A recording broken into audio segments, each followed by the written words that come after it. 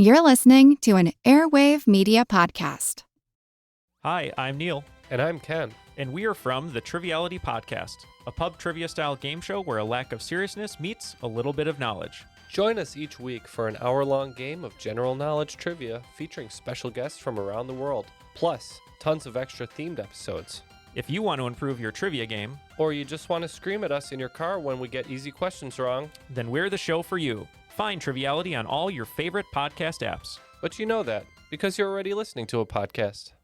Hello and cheers. This is Zach DeBacco from the Drinks with Great Minds in History podcast. And Katie and Nathan wanted me to let you know that they use strong language in their podcast. So if that's not your thing, then this might not be the show for you. And really, neither would mine. But if you like a good laugh, great history, and a few cocktails, then you'll sure as hell love this episode of the Queen's Podcast. And might want to go check out my show, too. Cheers. Hi, this is Katie. And this is Nathan. And you're listening to Queen's Podcast, the show about badass women in history.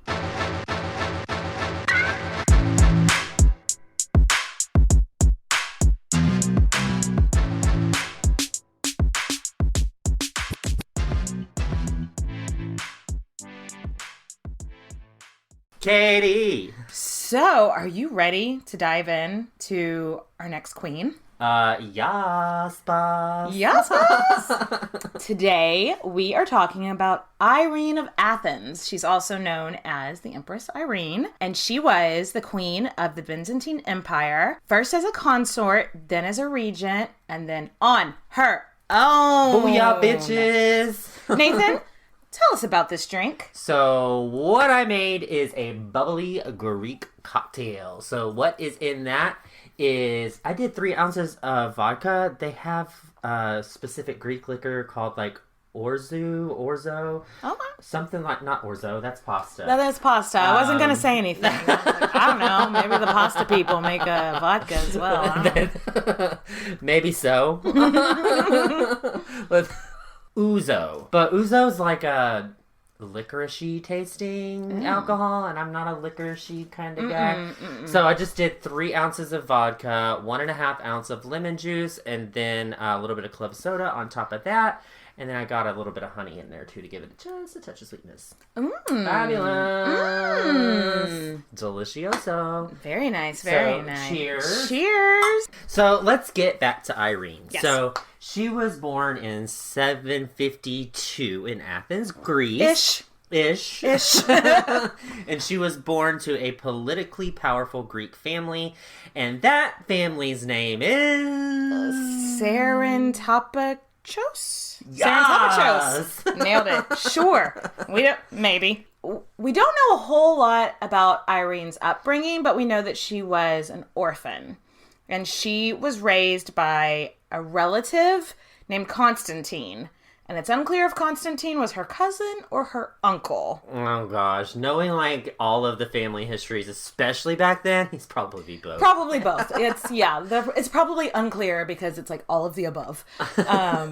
But he was like pretty high up on the food chain of powerful dudes in Athens. So cool. Yeah. That's a cool start. And that's about all we know. That's all we know.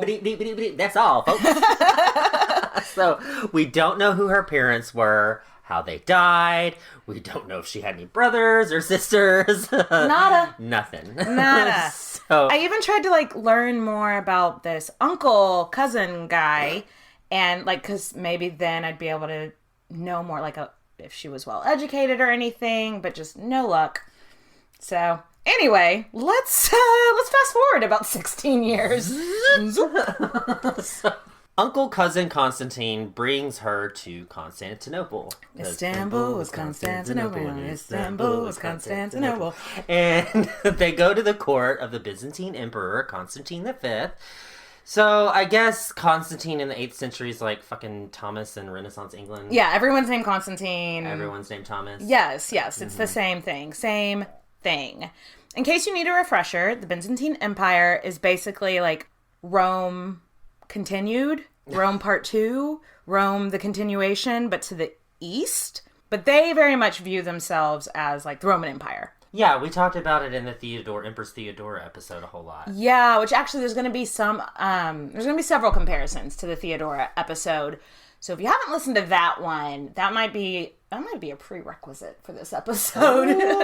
We requiring prerequisites? Yes, it is now a course with required reading material. No, JK, it just might help you understand some things. Yeah, so it's assumed that young Irene was to be entered into a bride show for Emperor Constantine's son, Leo. So we've talked about bride shows quite a bit in a lot of other shows that we've done. But when we've talked about it, they've always been in Russia. Yeah.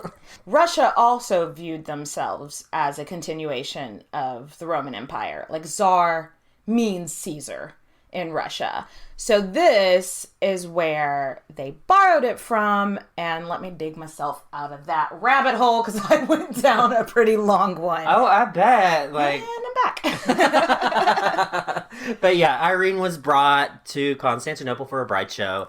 And she was actually chosen. Though, interesting caveat. We assume she was brought for a bride show. It's not actually documented. But we'll get to like why that assumption is made because she really wasn't on paper a choice that made any sense. Yeah, like somebody who was really high up in the nobility. Or so the guess is she must have been hot and charming. Yeah, makes sense. Yeah. Makes sense. You know, Byzantine Empire wasn't, if they were struggling for a dynastic marriage or something like that, Athens was not it. Greece was already part of their empire. She didn't necessarily come with like a army or a dowry or anything, so... Yeah, and there's probably way more noble people that he could have tied himself to with more money and more power, so it doesn't... She just must have been hot. She must have been fucking beautiful and charming. Yeah. So, for instance, Irene's husband-to-be, Leo, his mom was a foreign princess, was married to Daddy Constantine as part of a political alliance.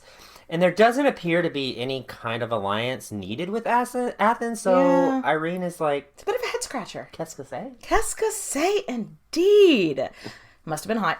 I think that's her hashtag. Yes. Hashtag must have been hot. Must have been hot. It seems like maybe they weren't necessarily a good match based on their religious beliefs. And though they were both basically Christians, they followed very different faiths, which in a time when people's faiths were like you're killing your neighbors over having slightly different beliefs, you would think like in a marriage that might be problematic. Okay, so we're going to need to learn a little vocabulary lesson before we move forward with this story. Nathan, would you please educate us? All right, let me take a sip of my champagne. Yes. So, iconophile. This is a phrase that refers to those of the Orthodox Greek religion who use icons. So, think those fancy Jesus paintings or the statues of the saints, anything that is an icon that people can use to like pray to worship to, any of that thing. So next up on our list is iconoclast. And that is someone who practices iconoclasm, which is the practice in Christianity that basically believes that icons are the devil. Super evil. Devil incarnate. And so iconoclasm literally means to smash an icon. They're very literal people. I mean, I'm not by any means a religious scholar, but isn't one of the commandments like don't create false idols? Yeah. Correctamundo. So I believe that's the iconoclast we're taking it to like the next level. But then the iconophiles, when you think about like Catholicism right now, my sweet old Catholic grandma had so many like statues and paintings of Jesus and stuff in her house. Sure. So those two things don't really jive.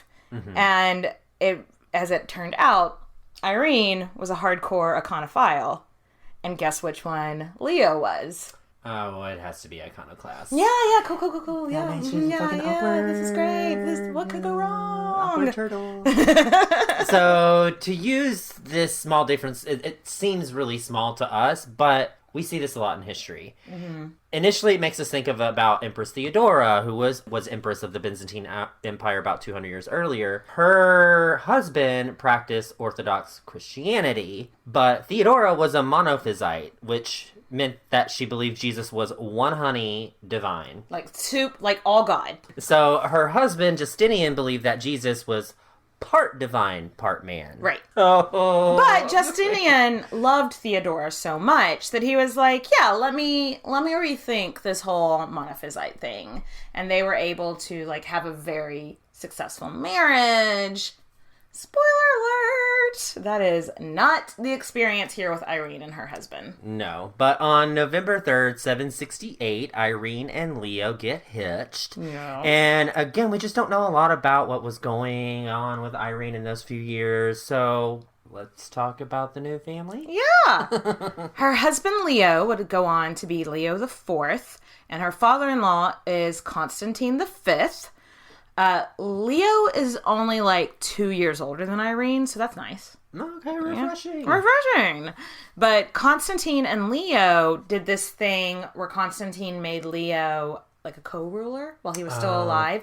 I think we've talked about that a lot, like French kings in the medieval ages. Like, it's like, yeah, they made them like a junior king so that they could make sure, can they actually run a country? Right. So they get like, it's like an internship, basically. You get hands-on experience. But so that's what Leo was made, like the co-ruler, while his dad was still alive. And he had 4 brothers, and they were half-brothers. And they were not into Leo becoming king next just because he was born first. They were like, well, that's not fucking fair. Well, get in the back of the line with every other royal family. Right. It's always the oldest. Right. So, his one brother in particular is a name that you will need to remember. So, sadly for you, dear listeners, I'm not sure how to say this name. Nikephoros. Nikephoros? Nikephoros. Nikephoros. You want to just call this motherfucker Nick? Yeah, Let's Nick. just call him Nick. Nick the Dick. Yes, absolutely. So, Nick had been secretly, or not so secretly, hoping that Leo would, like, die or never have kids. So, obviously, one day he can call himself the emperor. Mm-hmm. So, when Leo gets married, Nick is a little pissed off because that means his children will be coming into their picture, and then that makes him further and further back in line. So, obviously, he's never going to be on the throne. So, just kind of put a bookmark in that, store that information away. Tuck that information back in your mind. It might be important later. In January 771, it's so hard for me. I keep wanting to say 1771. Me too. But that's 1,000 years later. No, in 771, January, Irene gives birth to a baby boy. You've been on my mind. Fulfill my regency. Yes. They name him Constantine because, of course, they fucking do. Real inventive with names here. And the couple seem to be happy enough at this time. I do find it interesting. They were married for like 3 years before baby Constantine hits the scene.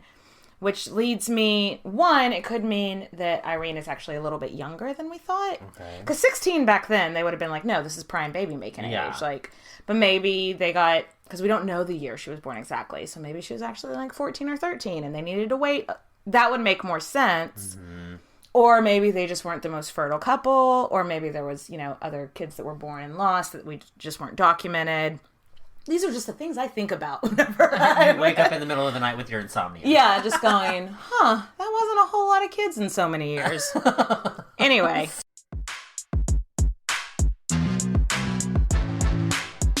Nathan, what time is it? It's time for a word from our amazing sponsor, HelloFresh. Yes, take a bite out of summer with HelloFresh. From chef-crafted seasonal recipes to their new fresh and fit summer menu, HelloFresh brings flavor right to your door. And we want to thank HelloFresh for their support. And if you give them a try, go to HelloFresh.com/baddest50 and use code baddest50 for 50% off plus free shipping. And it's summer in Texas, y'all. To be honest, it is too hot to go to the grocery store, find parking, and then haul all of your bags back to the hot car. No, thank you. Just get your pre-portioned fresh food delivered right to your door. Yes, pre-portioned. So we always have exactly how much of every ingredient we need, no waste. And with HelloFresh, their ingredients go from farm to your table in less than 7 days. So you know they are fresh and in-season ingredients that we both love so much. And there's something for everyone, from calorie-smart dinners to vegan masterpieces. Really, just tell them what kind of meals you're looking for, and they got you. HelloFresh gets that you want options when it comes to what you make for dinner, not just the same old thing all the time. That's why they offer 40 recipes to choose from every single week, so you'll never get bored and can always find something new to try and love. And now we might think of ourselves as pros in the kitchen, but we get it if you find cooking a little bit of a daunting task. Right, and if that's the case, don't worry about it. HelloFresh's foolproof recipes that anyone can prepare in just a few steps. No culinary skills are required. All right, well, I'm getting hungry, Nathan, so tell the folks at home again that deal one more time. Go to HelloFresh.com/baddas50 and use code baddas50 for 50% off plus free shipping. Cheers! Prepare to enter an immersive world of tragedies, hauntings, legends, and folklore.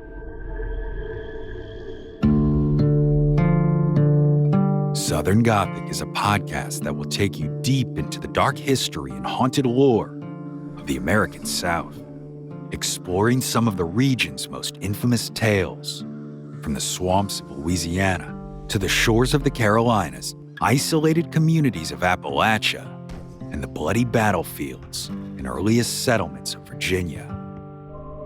This is where ghost stories come alive, grim secrets are exposed, and mysteries, well, you need to listen to find out. Join us now at southerngothicmedia.com or wherever you get your podcasts.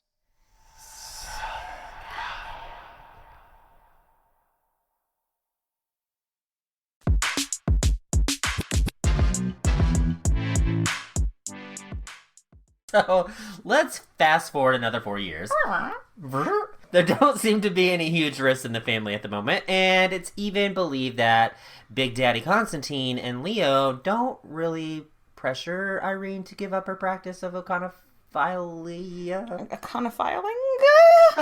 Conophilingus? Oh no! Oh no! But no, they're like not. They don't seem to be pressuring her to give up her beliefs, which is cool. Yeah. Cool. Then in 775, Emperor Constantine dies, and Leo is now emperor all by himself. And this means Irene is empress. And they've got the crown, they've got the baby, they're young, they're beautiful, everything's going great, they're crushing it 100%. And that's where the story ends. Okay, bye! That's all, folks. No. So Leo decides, now that he's emperor, he needs to start taking the religious shit a little more seriously. Mm-hmm. And he's like, oh yeah, fuck those icons. It's really weird. Because, like, it seems like he did, like, a full 180. I feel like something is missing from the story. Because he would never, like, endorsed her iconophilism.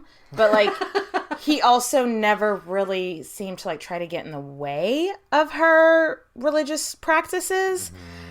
And then just one day, it just seems like he's like, fuck those icons. And if you're caught practicing being an iconophile, you're being tortured, exiled, even executed. And they just like bust up all the icons, probably right in front of you before torturing you, which if that's a big part of your religion is probably... Yay. Yes. And Byzantine art is so fucking beautiful. I know, and I'm sure those people that had their poor artwork fucked up were like, why are you doing this? I know, like, when I went to the Louvre and, like, saw the Byzantine, like, part of it, like, it's just such a distinct style of art, and it's so strange and beautiful. I mean, I'm not religious, but I hate to think that, like, so much more beautiful art was probably, like, destroyed just because they practice the same religion, just different flavors of the same religion. Bag of dicks. Anyway, thanks for coming to my TED Talk about Byzantine art. So Leo's like, fine, we're not sharing a bed until you change your ways, because Irene is not giving up her fucking icons. Mm-mm. No, she's an independent woman. INDEPENDENT. Do you know what that means, man? No. Independent. Okay. I cannot spell. Yeah. So she does not give up her religious belief, and Leo's basically like, we're not sharing the same bed anymore. And she was like, my dick ain't shit. The direct quote. Direct quote. New merch idea. My dick ain't shit. Irene of Athens, probably. But it does make you wonder, like, they've been married for like 8 years, only have one kid. Maybe they weren't really sharing a bed that much anyway. Yeah, but it is possible she could have had miscarriages of their Like, children that we didn't know about, yada yada. But was their sex life even active to begin with? Right, because they both gave it up pretty easy. They didn't seem that attached to each other at this point. No. We've had many of other queens they've been fucking like rabbits. Yeah. They needed that D, and she was like, I don't need that D. So they're living separate lives now. But I guess she's living a life of privilege because she's not being tortured or killed or anything. Yeah. But they are living separate lives. But it wasn't just the iconophiles pissing Leo off. Remember his brothers? Boo. Yeah. Well, he took away a big chunk of like land that belonged to his brothers to give the military for like their use for training. Because back then, I mean, their military had to be strong because like people were coming in from every which way. And so I guess he was like to his brothers, like, you'll understand that I'm taking all this land. And they were like, oh, no, actually. Not cool. And Nick and the brothers were literally like, what the actual fuck? Nick and the Dicks. Nick and the Dicks. So Nick and the Dicks and his supporters start to plot against Emperor Leo. Mm-hmm. And this plot is found out, and Nick is completely stripped of all his titles. And a bunch of his boys are forced to become monks. Which is apparently a thing. Apparently back then that was like a really common punishment. Just like, you piss me off? All right, you're a monk now. What? Yep, so they'd be publicly tonsured, which is the head shaving thingy. Like, you know, whenever you think of like Robin Hood, you know, that sexy fox man. Yes.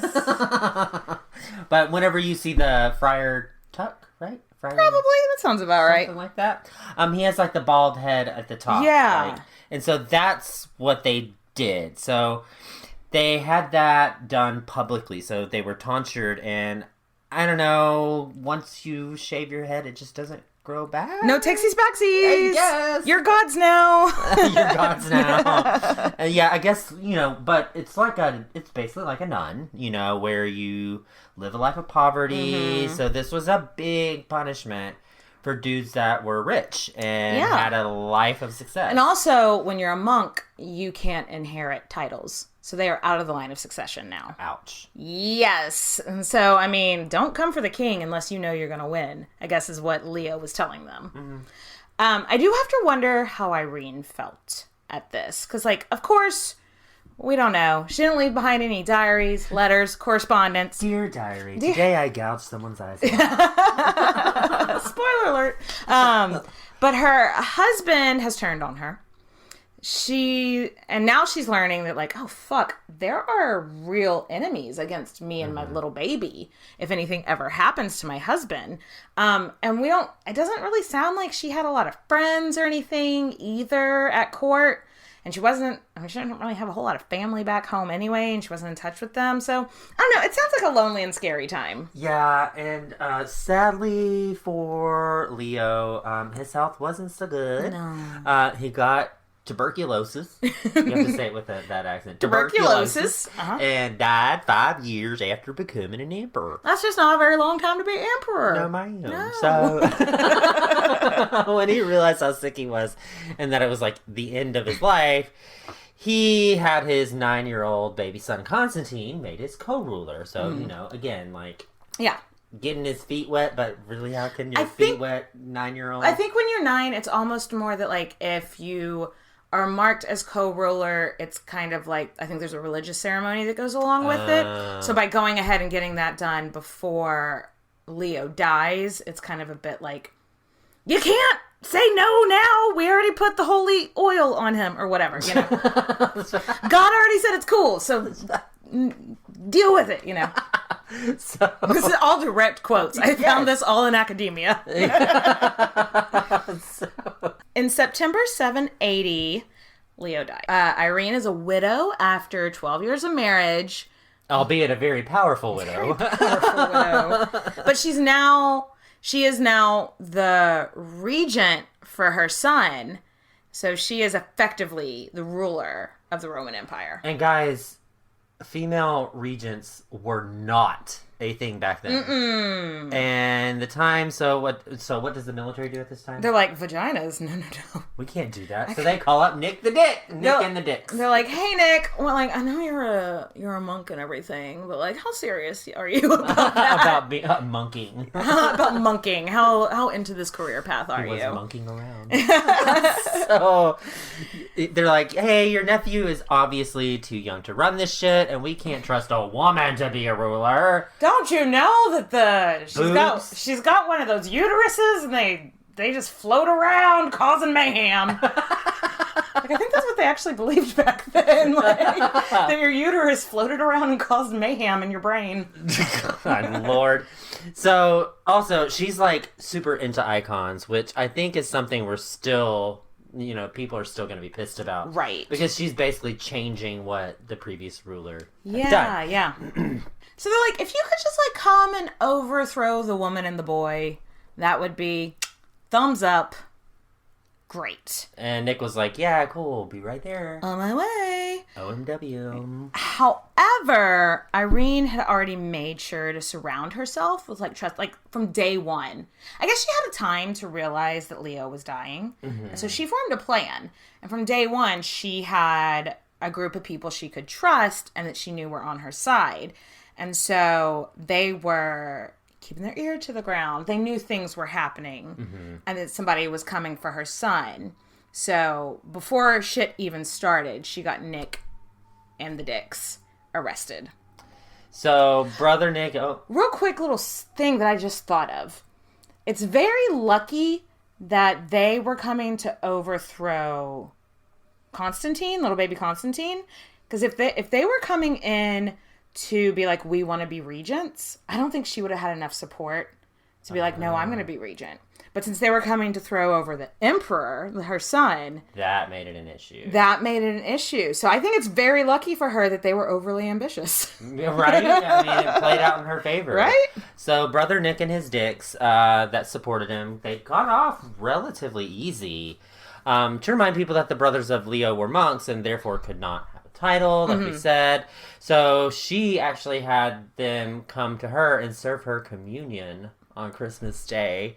780. I always want to say 1780. I keep wanting to say 1780 too. So 780 at a big church in Constantinople, the Hagia Sophia. Yeah, it was supposed to be like this big public embarrassment because everybody knew that Nick and his Dicks had just come and tried to overthrow everything. So for her to force them to serve communion was reminding them remember your place, remember the plot or the lot you have made for yourself in life, you know. Nick and the Dicks, it sounds like a punk rock band. It really does. I'm pretty sure they were.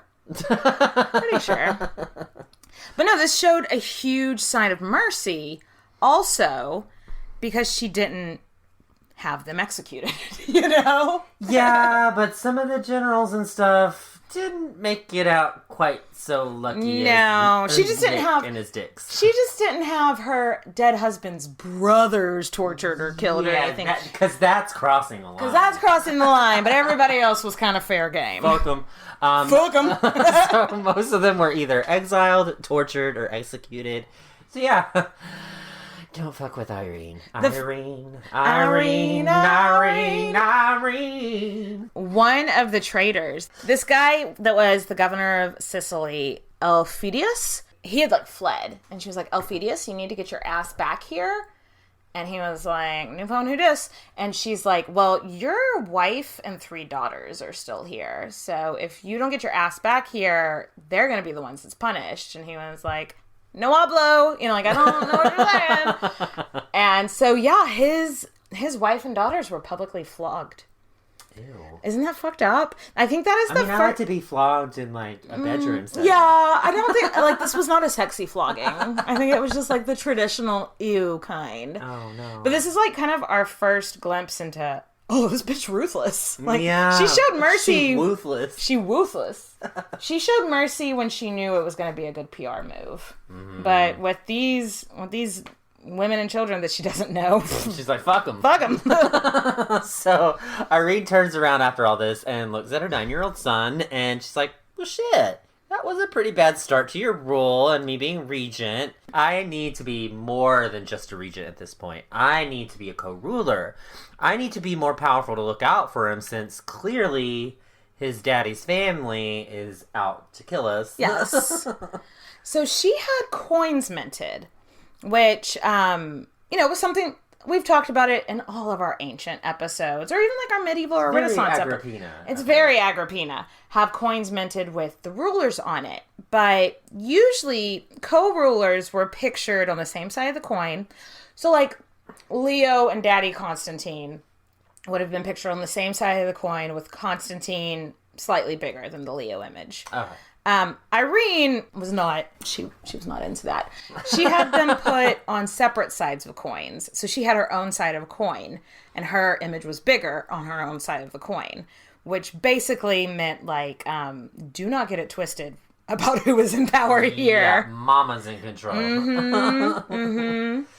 She also decided, hey, maybe I'll teach my son that the iconoclasm, that my religious beliefs aren't so bad anymore. They're not the devil. No, they are not. So Irene made herself co-ruler and started to work towards overturning the iconoclasm rules. Nice. During her regency for her son, I mean, she was as popular as a woman could be, I guess. You know, she was a really intimidating figure, and she did that very much on purpose. That was a crafted image that she had for herself. Cold-blooded. During her regency, they also won battles to both the north and the south. And she starts like having these diplomatic meetings with like big movers and shakers in diplomacy and politics at the time. Charlemagne, who was the king of the Franks, which is like he's basically the first king of France, kind of. And then this guy named Harun al-Rashid, who was the leader of modern day Iran. And so these were like big forces to be reckoned with, and she's this woman working with them. Ew, vagina. Ooh. But at least to Charlemagne's credit, he really didn't seem to be like, ooh, vagina. Like, he's just worked with her. Like, so that's kind of cool. But she's capable, is what we're getting at. Yeah. She's capable. She hires good dudes to run the military. Diplomacy is kind of her jam. She's getting shit done. And generally, when people aren't starving or dying at war unnecessarily, they kind of don't care who's ruler. Yeah. As long as everything's okay. So people didn't really have that much to complain about under her regency. Yeah, and people started to really warm up to her and started to be okay with her. And so, of course, she's like, time to push that envelope. Let's talk about that religious stuff. Push it real good.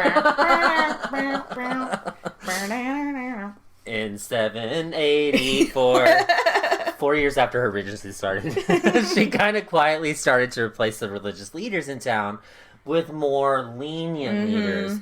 And when that started to go over okay, she then decided it was time for some broader strokes. Yes. Irene starts corresponding with the Pope. The Pope! She's gonna write it to the Pope and be like, the icons, they're good again. Make the icons good again. Make the icons great again. And so she writes to the Pope, and she writes some other wealthy dudes in the Eastern Orthodox Church, and they plan a council to settle if icons are, in fact, blasphemy, or they're not. And so first they meet in Constantinople in 786.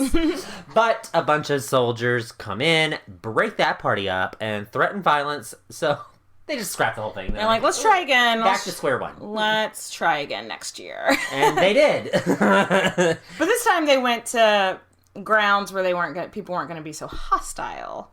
And they went to Nicaea, Greece. I hope I'm saying that right. Nicaea? Sure. Nicaea is a bit of a trek. So like, it was going to take them maybe like a month or so to get there. So she brought her son on progress with her, which we've talked about in lots of episodes. It's a chance for people to see their leaders. You know, it's a pretty big empire that they're running. Not everyone is going to get a chance to see them. So that was pretty cool. There was one city that she went to that was just like decimated by war. And so she funded them to like rebuild their city walls. And they renamed the town Ireneopolis. I want a town named after myself. Nathanopolis? Nathanville. Yeah, I like Nathanville. that. Just, it was a really successful progress, basically. And that town, Ireneopolis, is now called Bearia? Bearia, I think is how you say it. Nailed it. So anyway, they get to Nicaea and the council is a huge success. And obviously, the Pope was all in for the icons. Yes. I mean, we just talked about this earlier, though. I mean, I feel like Catholic people are still... They like their... Like, because, I mean, I don't know, would... what do they call prayer beads? Rosary. Rosary, would that be considered an icon? No, because I think that's more like... Maybe. It's like a third-party thing that you use for worship, so...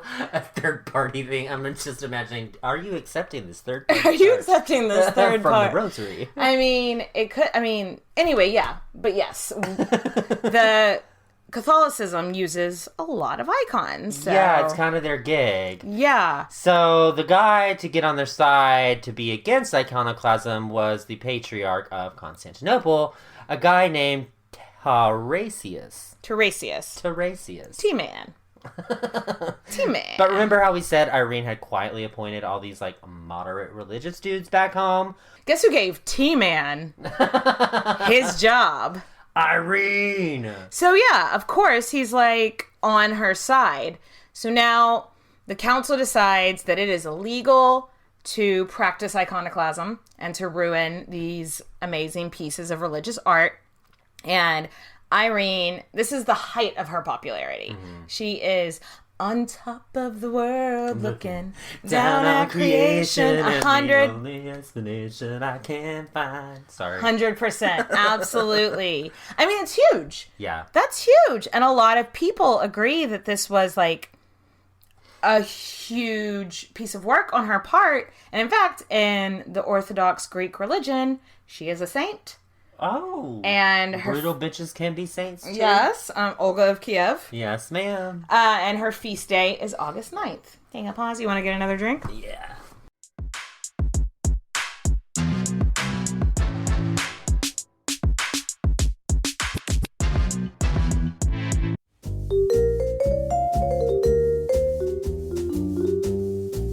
Have you ever wondered what really happened to Amelia Earhart or the lost colony of Roanoke? Do you ever find yourself scouring the internet for vicious Victorians and their murders by gaslight? Or perhaps you're just sick and tired of women being constantly misrepresented or plain lied about throughout history? If so, join me, Katie Charlwood, history harlot and reader of books, on Who Did What Now, the history podcast that's not your history class. Part of the Airwave Media Network. Available on Apple Podcasts, Spotify, or wherever you listen to podcasts. Adios, au revoir, auf Wiedersehen, my friends. Bye-bye.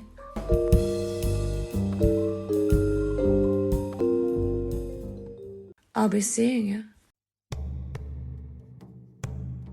In all human history, there are few stories like that of ancient Egypt. On the banks of the Nile, these people created one of the most enduring and significant cultures. Their tale comes to life in the History of Egypt podcast. Every week, we explore the tales of this amazing culture, from the legendary days of creation and the gods, all the way to Cleopatra, and everything in between. The History of Egypt podcast is written and produced by a trained Egyptologist. We go much deeper than your average documentary or magazine article to uncover tales of life, great endeavors, and the amazing arc of a mighty kingdom. The History of Egypt podcast is available on all podcasting platforms, apps, and websites. Come, visit ancient Egypt and experience a legendary culture.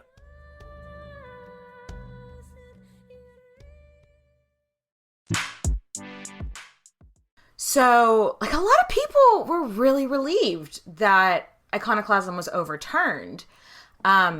Some people started to refer to Irene and Constantine as Constantine and Helena. Nerd alert! Nerd alert! We're going to have some really nerdy history stuff here. Surprise, surprise.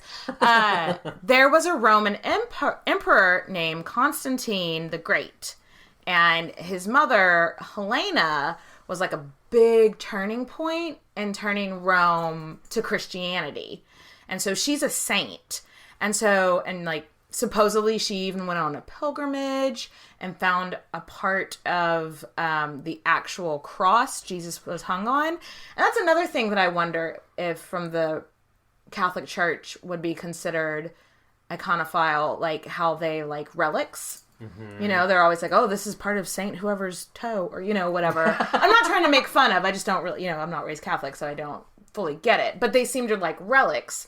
So the fact that Helena supposedly found a part of Jesus's cross, that's huge. That what I think it just it has many ties into why people were calling her the new Helena.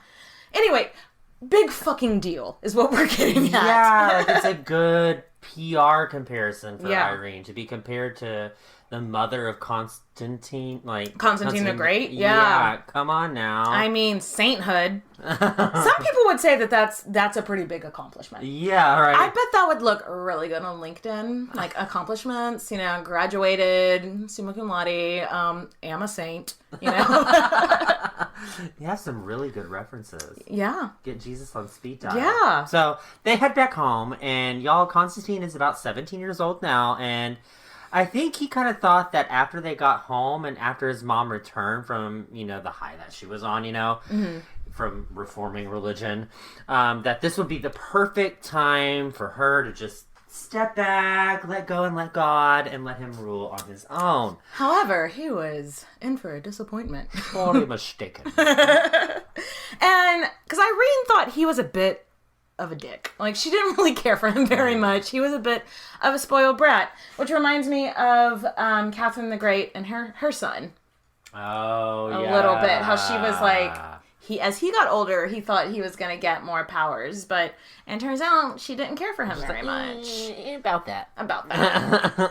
Like, Irene had originally arranged for Constantine to marry a daughter of Charlemagne, who we kind of mentioned a little bit earlier. Mm. He was king of the Franks, which is basically France. You mean he was the king of the hot dog weenies? No, he was not just like anybody named Frank. Answer to me. No. I want to be the king of the hot dog weenies. I know.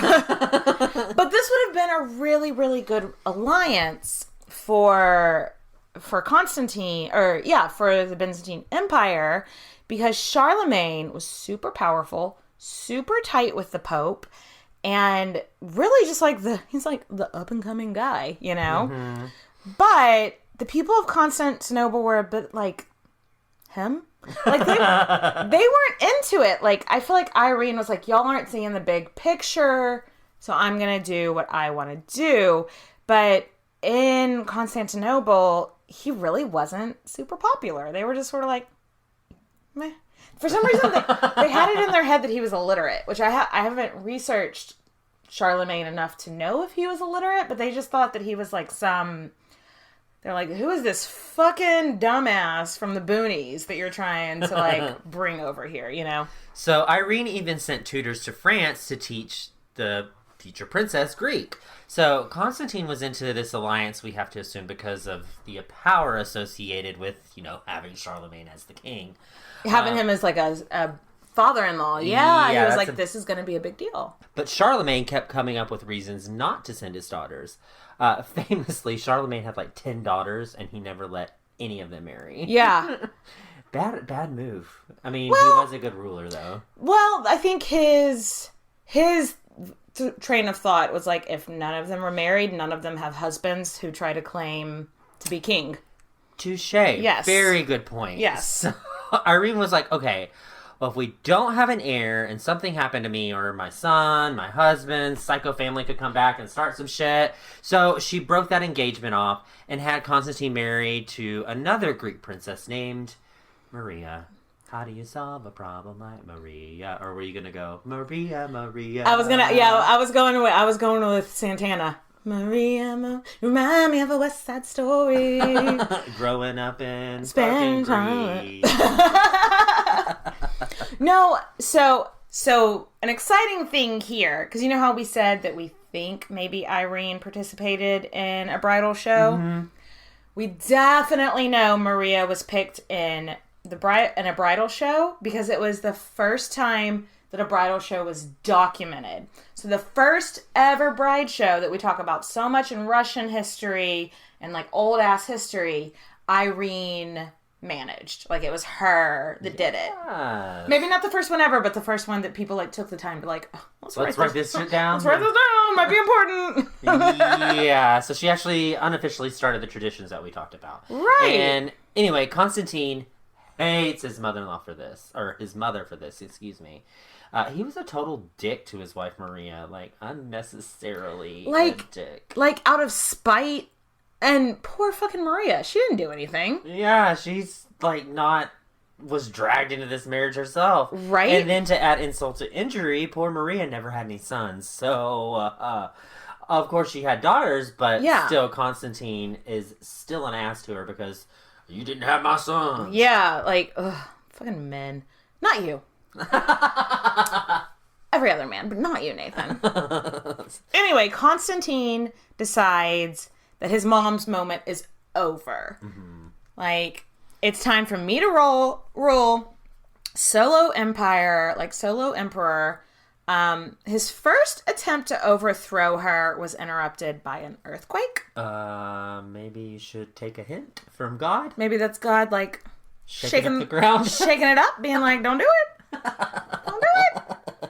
Then a couple months later, Constantine finally managed a military coup. And the short and long of it is Irene is out of power. Wah, wah. But if this was anybody else, this would be the end of their story. Like, yeah. How many queens are like, oh, they're out of power, and she went to a convent. And bye. But Irene remained at court, and she and Constantine pretended to be friendly. Like it was an amicable thing. Like they had decided to do it together. Yeah, but deep down they fucking really hate each other. Mm-hmm. We all have those friends that like pretend to be they're frenemies. Yeah, so Constantine and Irene are frenemies for the next couple of years. So Irene watched in absolute anger for a few years as Constantine literally fucked up everything that she had done to get Constantinople. Constantinople. So good. So she got Constantinople. Stop. Constantinople's great. And he fucked it up.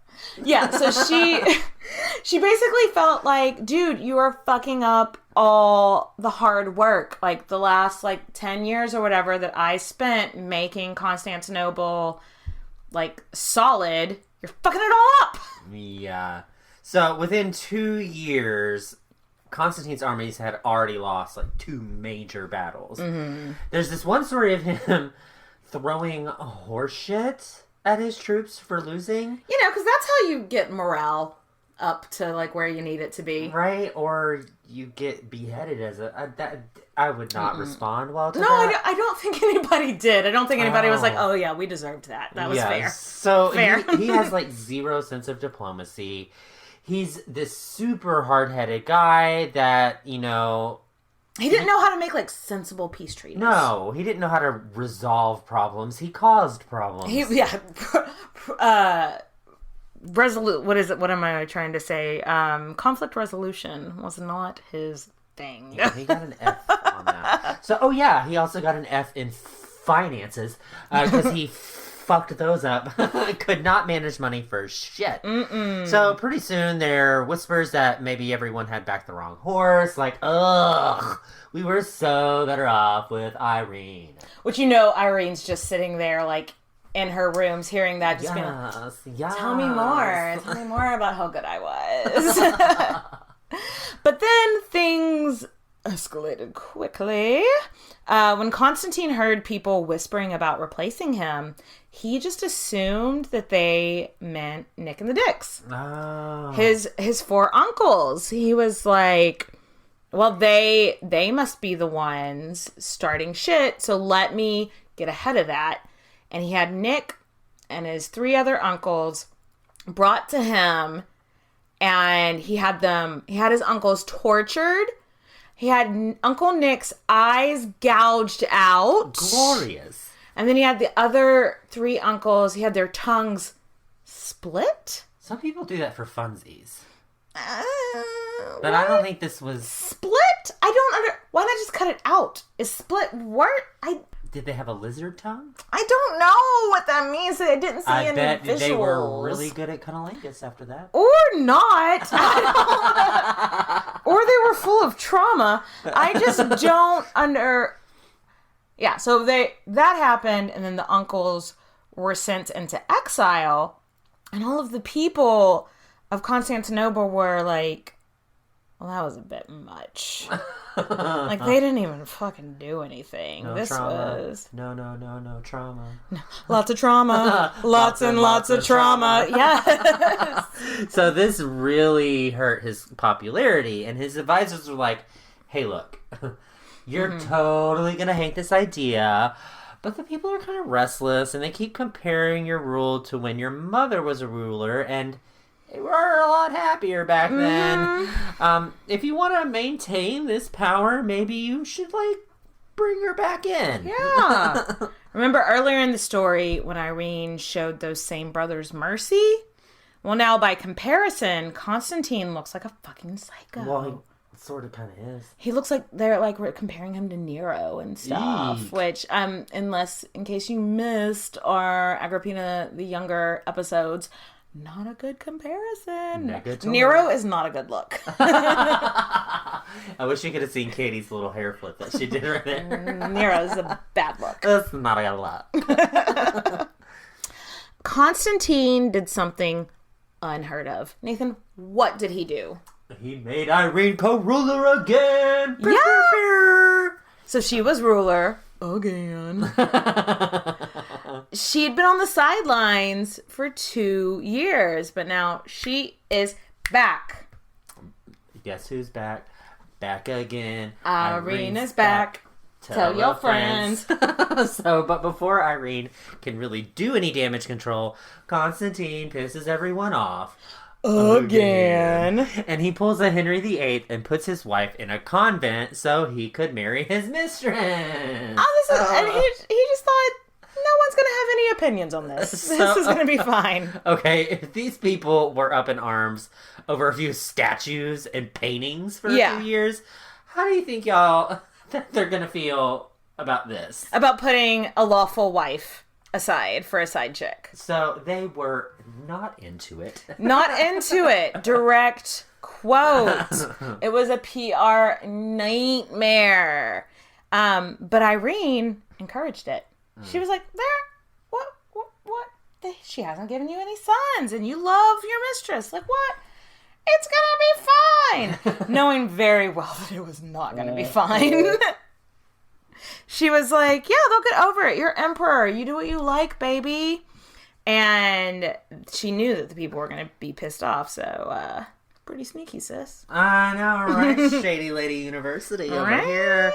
And the people were fucking pissed off. The people were not into it. It was a bad move. So when Constantine's new wife gave birth to a baby boy that Constantine named his heir, that was it. The church, the citizens, court, everyone had it with him. They were done. Dunzos. We're done with this guy. But what happened next isn't very clear. It's a little hazy. Yeah, so either Irene was planning to have Constantine arrested and overthrown, or he just thought she was, or the military was, and Irene's level of involvement is uncertain. She probably got her master's degree at Shady Lady. She probably got her master's degree at Shady Lady University. You're absolutely right. But either way, in August, Constantine was a man on the run. On the run. Running for his goddamn life. On the run. Yes. And by August 15th, 797, he was brought back to Constantinople as a prisoner. Yes. There, on the orders of his mother, this is what Irene is most famous for. she had her son's eyes gouged out. Damn, Irene. Saint Irene? I guess so.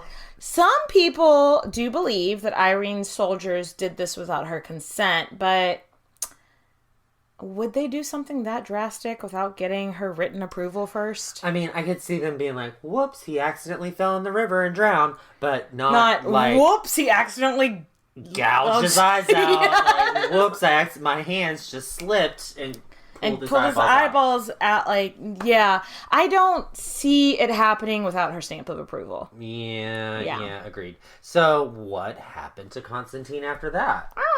Exactly.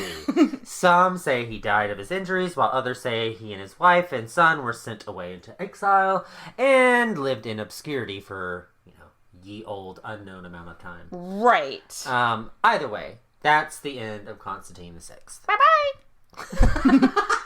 Oh my god. Bye-bye. The people seemed like okay with this. Again, I feel like so long as they're not dying at battle and they're not starving to death, the people don't really care. Yeah, as long as they're okay, they could give two shits what happens in royalty. Right? I mean, she's Helena, right? She's like, everyone's like, cool, she's back. Things are going to be fine. But guess who wasn't cool with it? Oh.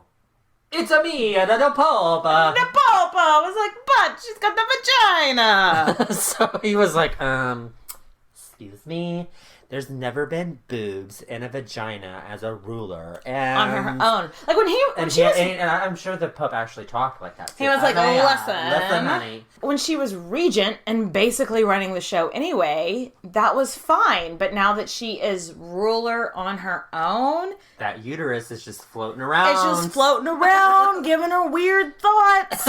Like, it's just mental gymnastics to me that he was like, well, she's already been in power, but now that she's not faking like she's in power for somebody else, who can't have it? Yeah. It doesn't make any sense to me. Jesus is not having that shit. I'm gonna Pope. I say no. Oh, super fucked up. Because when Irene was on his side and having iconoclasm overturned, he was all about this powerful woman. Right. So I'm not really sure if it's a thing of we can't set the precedence of a woman being a ruler type of thing, or if it's more like I have powerful friends that I need in my back pocket, so I have to get rid of you. Yeah, that's what I'm kind of thinking. On Christmas Day, on the year 800, the Pope crowned our almost in-law, Charlemagne, the Byzantine emperor.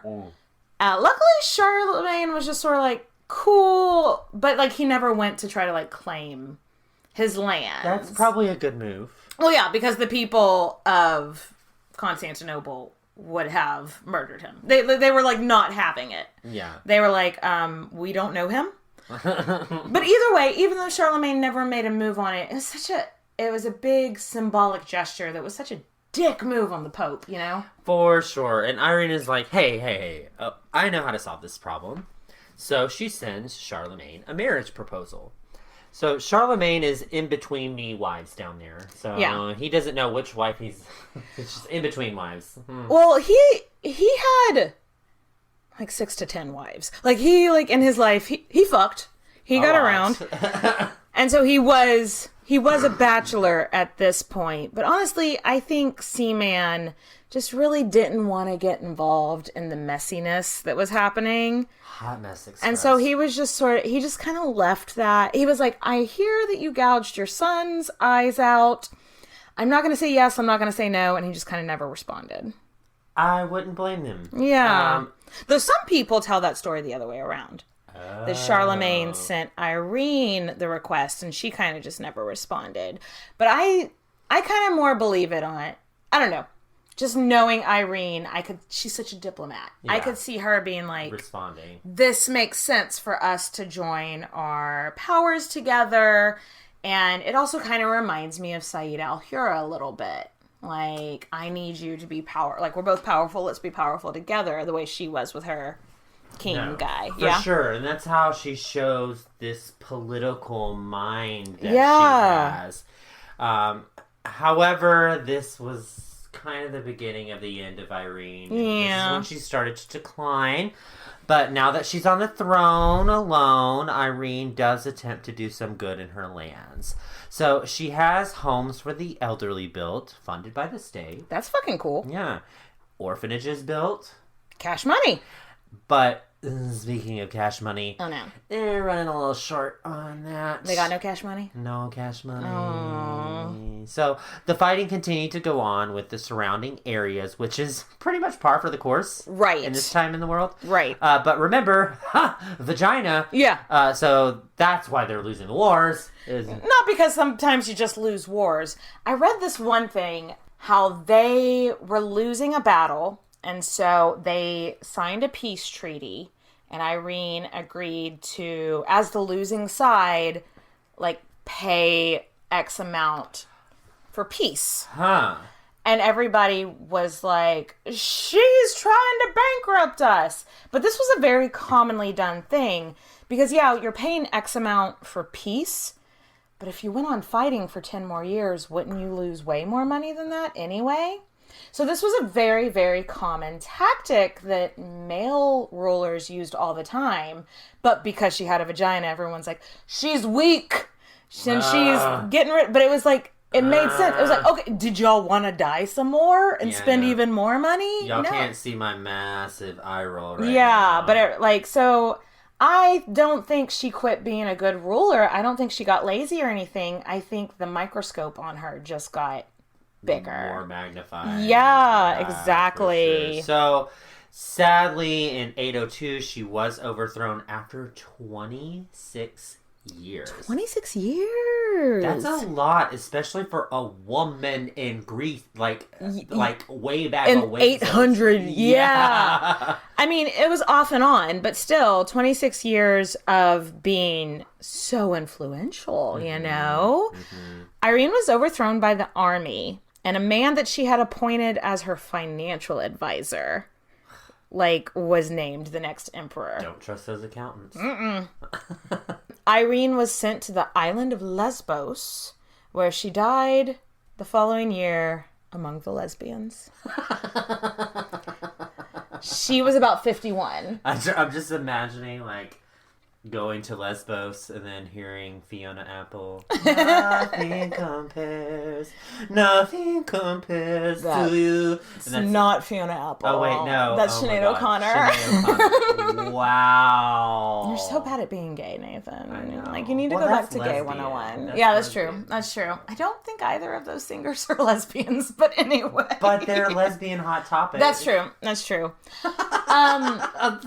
Irene's, her lasting memory, her legacy, she's been, I think it's kind of fucked up. Most historians, when you ask, who was Irene of Athens, they're going to go, oh, the lady that gouged out her son's eyes. But there were so many other awesome things that she did. She was one of the first to rule as a regent for more than a second. And she was the first to be in her own right. And yeah, it didn't last very long. But she still got it on paper. Her LinkedIn says empress for a while. Yes. And saint, ? And so, I don't know. While things could have gone better for her, I think she was a great ruler. I think she had a great diplomatic mind. And I just think she's all around cool lady. And maybe her son kind of deserved his eyes gouged out. So. All right. So cheers to Irene of Athens. Cheers. All right, guys. Catch you next time. Love you, bitches. Have you ever wondered what the science says about certain foods, products, or treatments? Does chiropractic actually work? Should I only buy organic foods? Are GMOs actually harmful? Is adrenal fatigue real? We've got you covered.